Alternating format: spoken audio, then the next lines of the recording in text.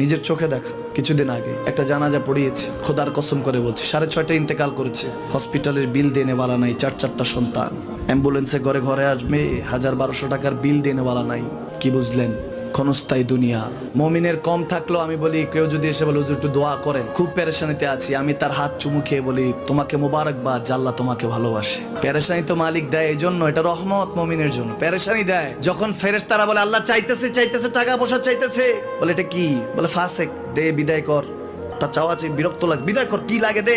মুমিন যখন চাইতে থাকে আল্লাহ আমাকে কিছু লাগবে, যখন একটু করে চায় আমার মাটাকে সুস্থ করে দাও, বাবাটাকে আল্লাহ আমার স্ত্রীকে, আমার আমাকে একটু তৌফিক দাও, চাইতে থাকে মুমিন। আল্লাহ বলে যখন ফেরেশতারা দেখে মুমিন চাচ্ছে, দেরি করতে পারে না, তাড়াতাড়ি খাজানা নিয়ে দিতে নেবে, আল্লাহ বলে রাখোস না, এত তাড়াহুড়া কিসের? তার চাওয়ার মধ্যে তো প্রেম আছে, একটু চাইতে দেস না।